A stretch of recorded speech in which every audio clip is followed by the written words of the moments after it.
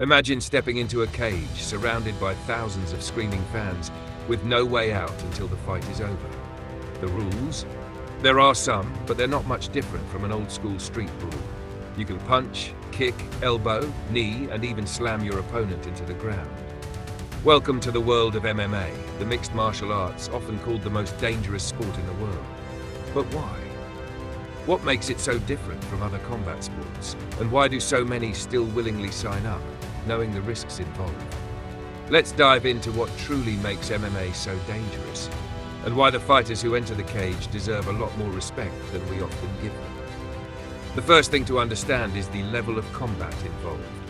MMA combines multiple disciplines: boxing, Brazilian jiu-jitsu, wrestling, Muay Thai, kickboxing, and more. Each of these martial arts has its own set of rules and techniques, and when combined, it creates a chaotic, unpredictable battle.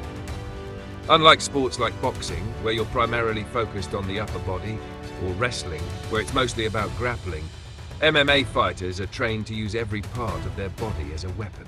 A punch to the face, a knee to the ribs, an elbow to the temple, or even a leg lock. All these moves can result in serious injury. And because the fight can go anywhere, from standing to clinching to the ground, fighters have to be prepared for everything. This unpredictability is part of what makes MMA so dangerous. You might be doing great with your striking game, but the next thing you know, you're on the mat, trying to escape a chokehold. It's the constant shift in dynamics that makes it different from sports, where the fight stays in one specific area, like boxing's focus on punches or basketball's focus on the court. Another factor contributing to MMA's reputation as the most dangerous sport is the level of physical toll it takes on the body. Unlike most sports, MMA doesn't have timeouts or half-time to recover.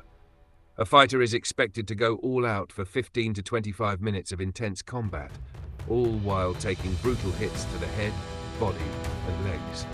Imagine the wear and tear on your joints from constant wrestling, the punches to your face and skull, and the possibility of being slammed to the canvas with all the force of your opponent's body weight. Injuries in MMA are common and can be severe: broken bones, torn ligaments, concussions, dislocated joints, and even brain damage over time. Concussions are particularly concerning in MMA.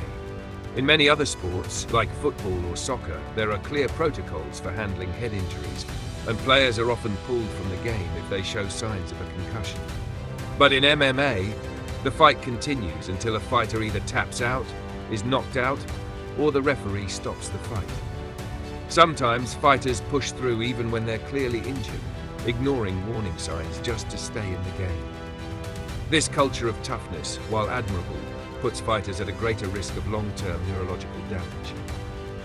The mental aspect of MMA also plays a significant role in its danger. Fighters need to be in peak physical condition, yes, but they also need to be mentally tough. The psychological toll of fighting in a cage can be overwhelming. The fear of getting hurt, the pressure to perform, the emotional strain of losing, and the constant grind of training.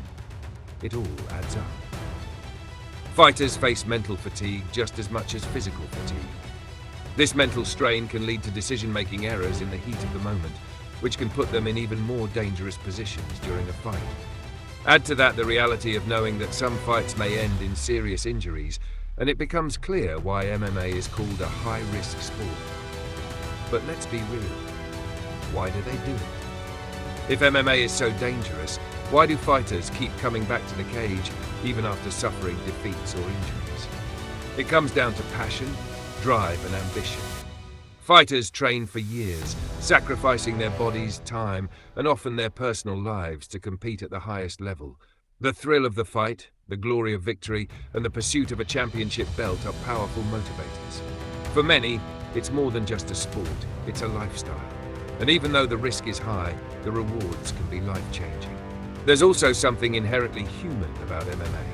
It's one of the few places left where men and women can truly test their limits, physically, emotionally, and mentally. It's raw, it's unfiltered. It's about proving yourself against the best of the best.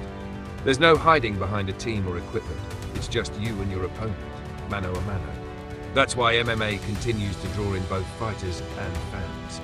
The brutality of the sport is what makes it so captivating, and at the same time, it's what makes it incredibly dangerous. So, while MMA may carry the title of the most dangerous sport in the world, it's also one of the most rewarding for those who step into the cage. The respect fighters earn for their bravery and toughness is immense. But it's also important to remember the dangers that come with the sport.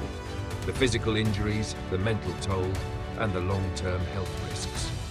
It's a dangerous sport for a reason, and it's crucial that both fighters and fans alike acknowledge the risks involved. If MMA were as safe as other sports, it wouldn't be the same. The grit, the fight, the uncertainty, that's what makes MMA so special, and also, unfortunately, so dangerous. The athletes who participate in it aren't just fighting for a paycheck or fame, they're fighting for something deeper. And that's why, no matter how dangerous it may be, MMA will always remain one of the most thrilling and captivating sports in the world.